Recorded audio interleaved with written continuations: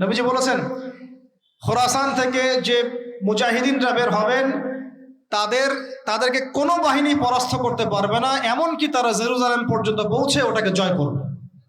হাদিসে আসছে ইমামুল মাহদী এখান থেকে মদিনা থেকে তিনি পালিয়ে চলে আসবেন মক্কায়।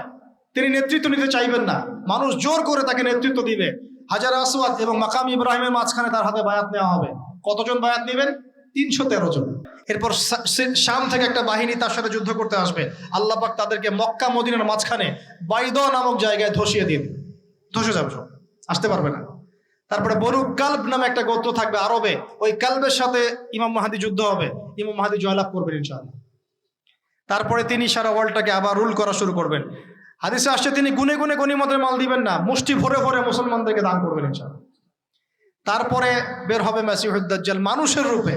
ওই যে 4টা জায়গার কথা বললাম, সে বের হবে। এবার সে মানুষের রূপ ধরে আমাদের সমাজে প্রবেশ করবে এবং তার অনুসারীদেরকে নিয়ে ম্যাসাকার করা শুরু করবে।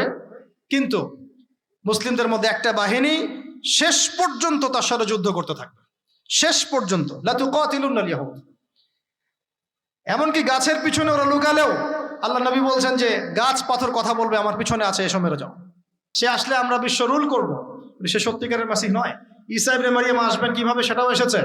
2 জন ফেরেশতার কাঁধে ভর দিয়ে তিনি নামবেন শাম অর্থাৎ সিরিয়ার দামেস্ক শহরের মধ্যে। কোন শহর? দামেস্ক। এই জায়গাগুলো খুব বরকতময়। আল্লাহ নবী দোয়া করেছেন, আল্লাহ শামে বরকত দাও, আল্লাহ ইয়েমেনে বরকত দাও, আল্লাহ শামে বরকত দাও, আল্লাহ ইয়েমেনে বরকত দাও। আর মুসলমানরা বলছিল, আল্লাহ রসুল আমাদের নাজদেও বরকত দিতে বলেন, আমাদের নাজদেও বরকত দিতে বলেন। আল্লাহ নবী বলছেন যে নাজদে বরকত না, বরং ওখান থেকে ভূমিকম্প বের হবে, ওখান থেকে শয়তানের শিং বের হবে।